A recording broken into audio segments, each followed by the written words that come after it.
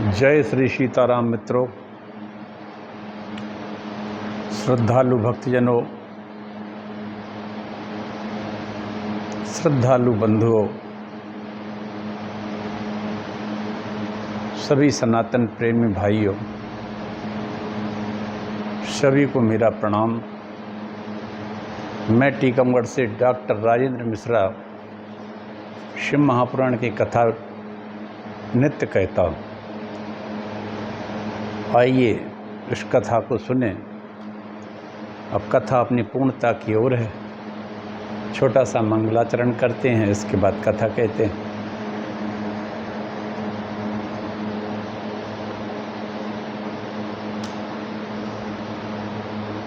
कल तक जो कथा कही थी वह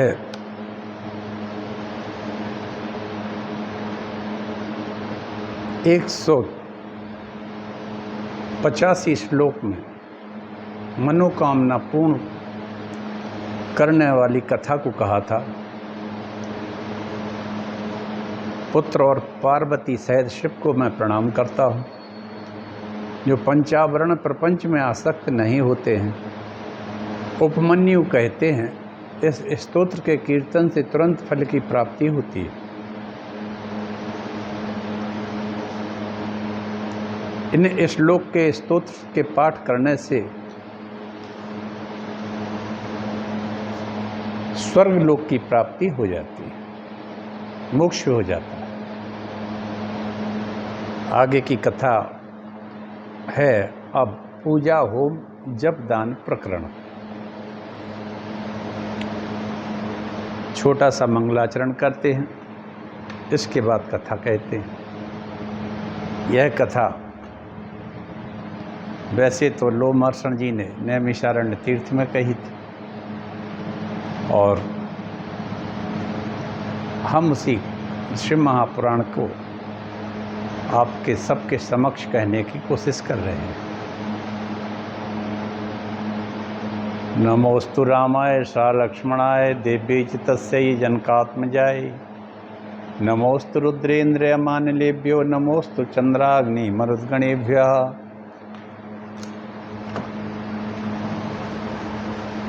अखंड मंडलाकारं व्याप्तं येन चराचरं तत्पदं दर्शितं येन तस्मै श्री गुरुवे नमः।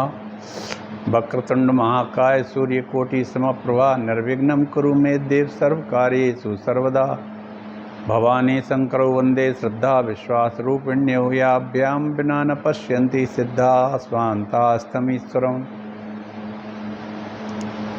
नारायणं नमस्कृत्य नरं चैव नरोत्तमं देवीं सरस्वतीं व्यासं ततो जयमुदीरयेत्। ओम नमो देव्यै महादेव्यै शिवायै सत्यं नमः। नमः प्रकृति भद्रायै नियता प्रणता स्मताम्। अयोध्या मथुरा माया काशी कांची अवंतिका पुरी द्वारावती गेया सप्तैता मोक्षदायका। प्रभु समरथ सर्वज्ञ शिव सकल कला गुणधाम। योग ज्ञान वैराग्य निधि प्रणत कल्प तरुणाम। विश्वनाथ ममनाथ पुरारी त्रिभुवन महिमा विदित तुम्हारी। चर अरु अचर नाग नर देवा सकल करई पद पंकज सेवा। तुलसीदास के पद कमल बारंबार मनाए। गुण गावं श्री राम के हनुमत होई सहाय। उपमन्यु कहते हैं, हे यदुनंदन,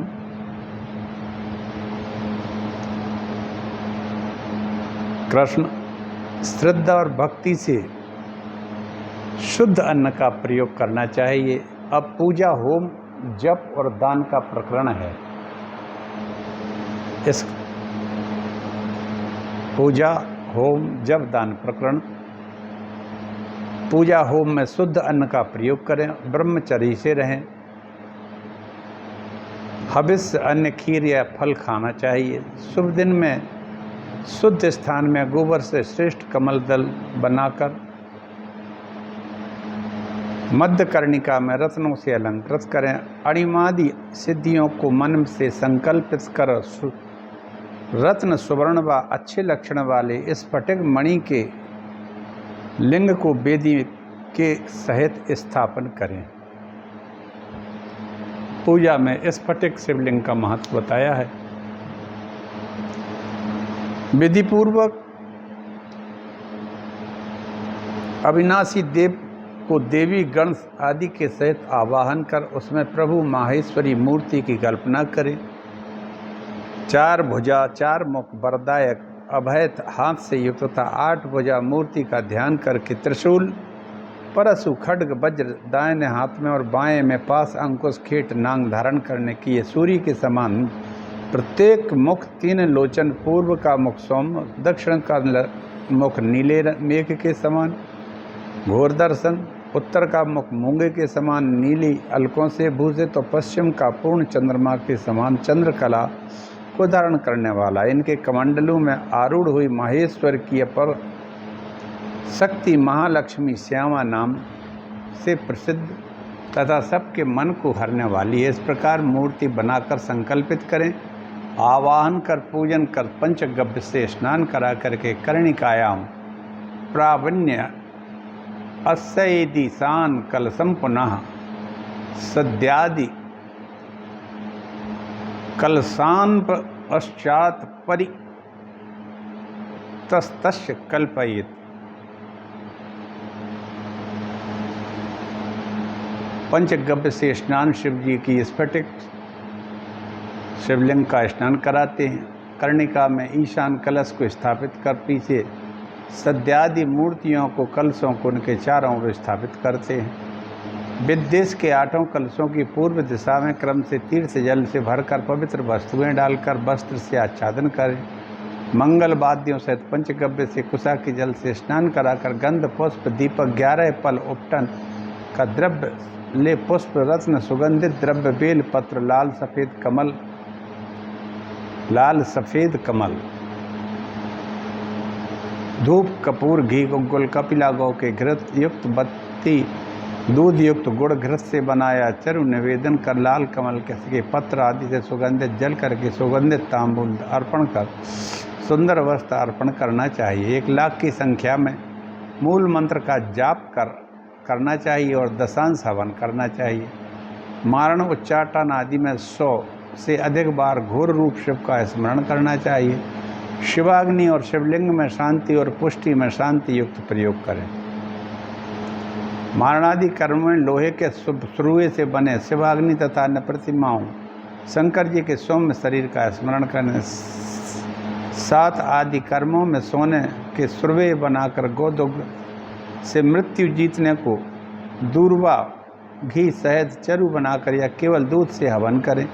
रोग शांति के लिए तेल से हवन करें। धन चाहने वाला घी से, जल कमलों से अथवा दूध से हवन करें। वशीकरण में घी मालती के पुष्पों से पत्तों से हवन करें। आकर्षण को घी कनेर के फूलों से हवन करें। उच्चाटन को तेल मधु, स्तंभन को सरसों से स्तंभन करे। लहसुन से खर और ऊँट के रुद्र से ताड़न की क्रिया किया जाता है। तिल और रोहितक के बीजों से मारण उच्चारण किया जाता है। नारियल के तेल से विद्वेषण से ही बीज से बंधन और सेना का स्तंभन किया जाता है। अभिचार से मैं हाथ द्वारा निकाले तेल से कद्रूस नामक अनाज से कपास की टेंट से सरसों और तेल मिलाकर हवन करना चाहिए। ज्वर शांति को दूध से हवन करना चाहिए, इससे सौभाग्य हवन होता है। शांति पुष्टि को 7 संविधाओं से शत्रुजय की बेल पत्रों से हवन करना चाहिए।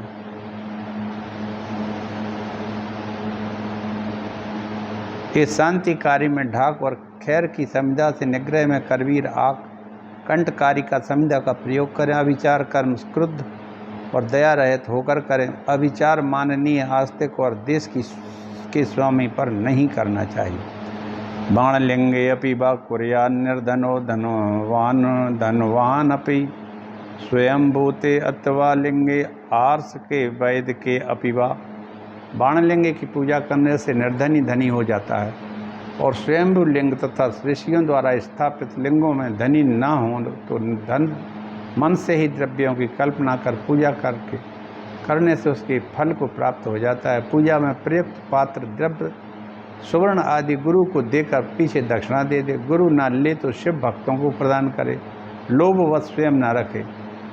स्वयं रखने से मनोरथों की प्राप्ति नहीं होती है। ज्योतिर्लिंग अथवा पूजे जाने वाले लिंगों के नैवेद्य निर्माल्य भक्षण करने से तप्त कृच्छ व्रत करना चाहिए।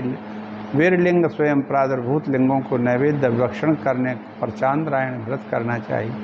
स्वयंभू लिंग वाण लिंग रत्न निर्मित रस निर्मित सिद्धों से स्थापित लिंगों में चंड का अधिकार नहीं होता है। इस प्रकार जो क्लेश रहित इस कर्म को करता है उसे पूजा का उत्तम फल प्राप्त होता है। उसके सभी व्याधियां दूर हो जाती हैं।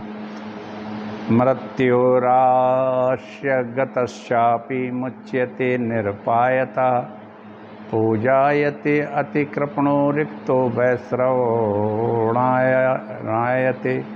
मृत्यु भय दूर हो जाता है। कृपण और दरिद्री राजा कुबेर के तुल्य हो जाता है। वृद्ध तरुण हो जाता है। शत्रु मित्र विरोधी दास अग्नि सरोवर विष अमृत समुद्र स्थल स्त्री स्वयं वस्या और लक्ष्मी स्थिर रहती है। शत्रुओं के मित्र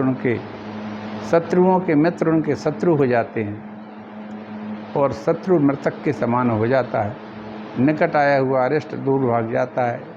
इच्छा करते ही सिद्धियां फल देने लगती हैं। वाह! इंद्रादि देव सूर्य आदि नवग्रह विश्वामित्र वशिष्ठ अगस्त नंदीश्वर पातालवासी दैत्य सिद्ध गंधर्व राक्षस भूत पिशाच अपने अपने पद प्राप्त करने को यह अनुष्ठान करते हैं। इससे ब्रह्मा का ब्रह्मत्व, विष्णु का विष्णुत्व और रुद्र का रुद्रत्व और इंद्र के इंद्रत्व प्राप्त किया है। गणेशत्व को इसी से प्राप्त हुए हैं। श्वेत चंदन श्वेत पुष्प जल से शिवलिंग और शिवा को स्नान कराकर श्वेत पुष्पों से उनकी पूजा करे। केसर समूह के मध्य में कनी या लिंग को स्थापन कर अंगूठे के समान मनोहर दक्षिण की ओर स्थापन कर बेल पत्रों से पूजा अगर से करें। पश्चिम में मैनसिल से, उत्तर में चंदन, पूर्व की ओर हड़ताल चढ़ाकर पुष्पों से पूजा कर धूप काला अगर वस्त्र प्रदान करें। घी और पायस मिले से दीपक प्रदान करे। प्रदक्षिणा कर प्रणाम कर क्षमा याचना कर पूजन सामग्री को लिंग को निवेदन करें। इस प्रकार से शिवलिंग के इस महाव्रत को करने वाला सभी पापों से मुक्त होकर शिवलोक को प्राप्त हो जाता है। श्री कृष्ण उपमन्यु जी से कहने लगे, प्रभु यह लिंग क्या वस्तु है? इसमें शिव किस प्रकार से पूजे जाते हैं? उपमन्यु कहते हैं, हे यदुनंदन श्री कृष्ण, यह लिंग कारण रूप तीनों गुणों की उत्पत्ति पालन और लय का स्थान है। उत्पत्ति पालन और लय का यह शिवलिंग स्थान है और अंत संसार का उपादान कारण भी है। इसी से चराचर जगत उत्पन्न हुआ है। भूत और इंद्रिय आदि उत्पन्न होकर शिवाज्ञा में लीन हो जाते हैं।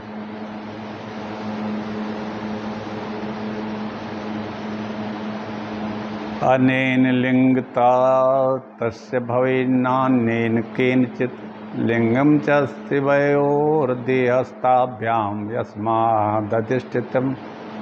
इसी से उसकी लिंगता और किसी प्रकार से नहीं। लिंग शिव का शरीर है और शिवा शिव से अधिष्ठित है। इसी कारण उसमें शिव और पार्वती दोनों पूजे जाते हैं। देवी महान देवी और साक्षात महेश्वर लिंग रूप हैं। उनके पूजन से दोनों का पूजन हो जाता है। लिंग ही परमात्मा शिव की परम शक्ति है। उसकी महिमा कोई 100 वर्षों में भी नहीं कह सकता है। इससे पहले ब्रह्मा और विष्णु भी मोहित हुए थे।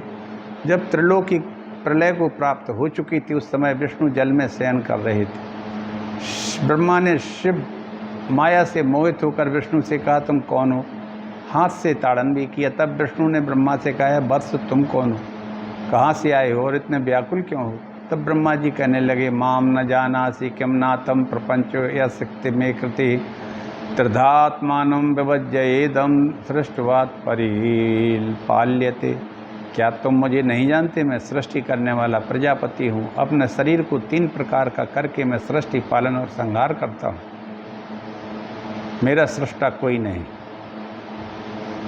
इसे सुनकर विष्णु कहने लगे, मैं ही आदि करता हूँ, पालन करता, हरता हूँ। तुम मेरे ही शरीर से प्रादुर्भूत हुए हो। मेरी ही आज्ञा से तुम सब कुछ करते हो। तुम अपने उत्पन्न करने वाले पिता का अपमान कर रहे हो। तुम मेरी माया से भ्रांत हो गए।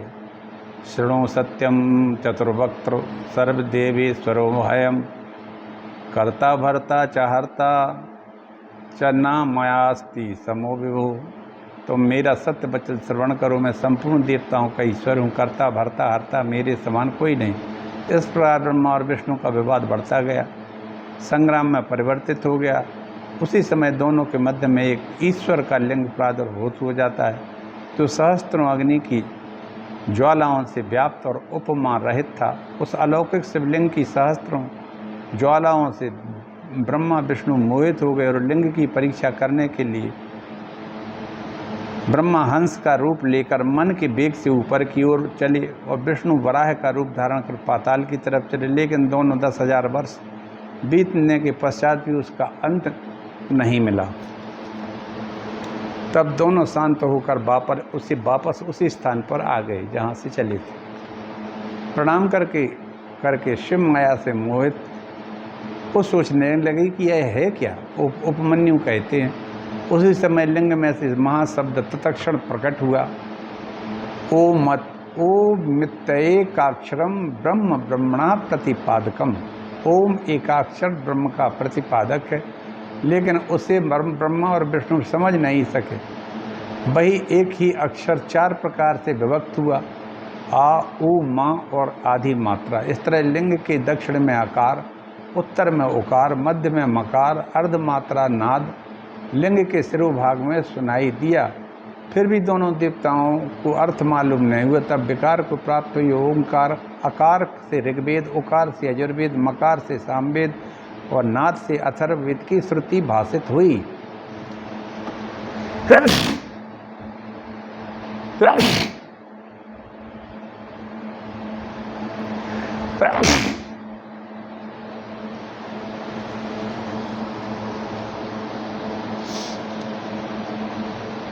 ऋग्वेद कहता है कि मैंने जागृत ध्रुव को कहा है, जिस कारण मैं आत्म तत्व का नित्य कहने वाला हूँ। ऋग्वेद बोला कि मैं आत्म तत्व का कहने वाला हूँ। यजुर्वेद ने कहा मैं स्वप्नावस्था को कहने वाला हूँ, जिससे कि भोग आत्मा की परिणति मुझ में सदा रहती है। सामवेद कहने लगे मैं सुषुप्ति का कहने वाला हूँ, कारण कि शिव द्वारा आज से कही जाती है। अथर्व कहता है कि तुरीयातीत अवस्था मुझसे कही जाती है।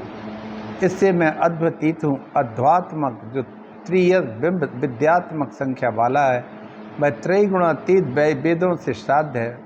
पद की इच्छा वालों को शोधन करना चाहिए। अध्यों से परे तुरीयातीत निर्वाण परम पद है।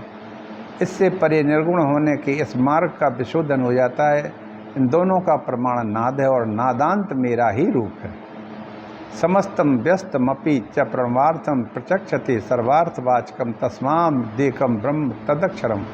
संपूर्ण व्यस्त यह जगत ओंकार के ही अर्थ को कहता है। यही एक ब्रह्म बल अक्षर संपूर्ण अर्थ का वाचक है। इसी से सारे जगत का विस्तार करता हूँ। इसी से शिवो ही प्रणवो हिवेश प्रणवो ही शिवा स्मृता। शिव प्रणव रूप प्रणव ही शिव है। एकाक्षर आकार ब्रह्मा की आत्मा कहलाता है। एकाक्षर ओंकार से विष्णु, मकार से वैरिब शिव रुद्र कहलाते हैं। महेश के दक्षिण अंग से ब्रह्मा आत्म संज्ञक उत्पन्न हुए, वाम अंग से विष्णु, शिव के हृदय से शिव संज्ञक नील रुद्र हुए। सृष्टि के प्रवृत्त करने वाले ब्रह्मा मोहित और पालन करने वाले विष्णु संहार करने वाले और दोनों को नियम में रखने वाले रुद्र हुए। इस कारण ये तीनों जगत के कारण हैं। इन तीनों के कारण शिव परम कारण है। अलौकिक अर्थ को जानकर रजोगुण के वशीभूत वैर करके लड़ते हुए तुम दोनों को ज्ञान देने को तुम्हारे मध्य में लिंग उपस्थित हुआ है। इस कारण जो अथर्व के ओम में कहा है सो तुमसे कह दिया। इस प्रकार प्रकट कहने पर भी स्वप्न के समान वाणी से उन वेदों को कुछ निश्चय न हुआ। तब उनको ज्ञान देने और अंधकार दूर करने के निमित्त लिंग में ये सब बातें मुद्रित हो गईं। तदृष्ट्वा मुद्रितम लिंगे प्रसादान लिंग निस्तदा मशांत मनसौ देवौ प्रबुद्धौ संबभूवतु। तब लिंग में मुद्रित देख शिव की कृपा से उन दोनों देवताओं के मन में ज्ञान होकर क्रोध शांत हो जाता है। तो लिंग की लिंगत्व और लिंग की लिंगता और लिंग में संपूर्ण जगत अपनी उत्पत्ति प्रलय शरद ध्वज की यथार्थता उसमें परित उस परम पुरुष को सारे प्रपंच के अधिपति भय और वृद्धि क्षर से हीन अविनाशी भीतर बाहर व्याप्त वाणी और मन से परे शक्ति और कल्याण के स्रोत विरूपाक्ष देव को देखकर ब्रह्मा नारायण सिर पर हाथ धर अंजलि बांधकर भयभीत होकर कहने लगे। ब्रह्मा जी कहने लगे, प्रभु ज्ञानी अज्ञानी जैसा भी हूँ, आपने ही मुझे पहले निर्मित किया है। आपके निकट रहने पर भी क्या मेरा अज्ञान रह सकता है? हे देव, मेरा विवाद भी शुद्ध शोभन हुआ है, जिससे आपका फल देने वाले चरणों को प्रणाम करने का सौभाग्य मिला। विष्णु भगवान कहते हैं, प्रभु आपने जो मुझे कारणत्व दिया था उसमें माया बस भूल गया था। अब आपने पुनः शासन कर मुझे ज्ञान दे दिया है। प्रभु बहुत कहने से क्या है, मैं आपको भूल चुका था। अब कृपा कर मेरे अनभिज्ञता में हुए इस अपराध को क्षमा करें। ईश्वर कहते हैं, वत्स वत्स विदे विष्णु माया मोहितौ युवाम प्रभुत्य अहंकृत बद्ध वैरव परस्परम। हे वत्स ब्रह्मा विष्णु, तुम मेरी माया से मोहित थे, अहंकार बस आपस में वैरभाव किया, इससे युद्ध में संलग्न हो गए। इसके कारण भूत तुम्हारी सृष्टि उच्छिन्न हो गई। अब तुम दोनों अपना अपना दर्प दूर कर यथा योग्य कर्म करो। मैंने लिंग के आविर्भाव की लीला करके तुम दोनों के दर्प को भी दूर कर दिया। मैंने जो सूत्र नामक पंचाक्षर मंत्र में सूत्र दिया था उसे भूल गए थे, अब मैं पुनः प्रदान करता हूँ। मंत्रार्थ युक्त मंत्र रत्न को और संपूर्ण कला की प्राप्त हो दोनों महेश्वरों के चरणों में प्रणाम किया और भय रहित प्रसन्न हो गए। उसी समय इंद्रजाल के समन्वय अलौकिक लिंग अंतर्ध्यान हो गया। तब द्वेष भाव त्याग कर ब्रह्मा विष्णु आपस में आलिंगन कर प्रसन्न मन से दोनों प्रस्थान कर गए। तत्प्रवृत्ति सक्राद्या सर्व एव सुरासुरा विशेष नरा नागा नार्या शापि विधानतः लिंग प्रतिष्ठा कुर्वन्ति लिंगे तम पूजयन्ति च। उसी समय शिव से इंद्र आदि देवगण असुरगण ऋषिगण मनुष्य नाग स्त्रियाँ सभी विधान पूर्वक शिवलिंग की प्रतिष्ठा करके लिंग मूर्ति में भगवान शिव की अर्चना करने लगे।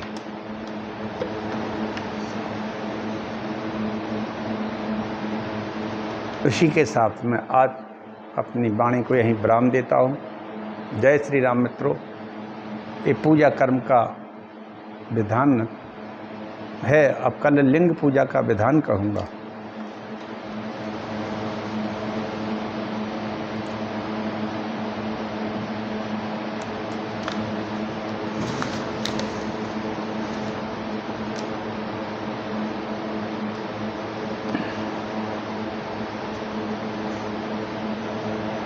जय श्री सीताराम।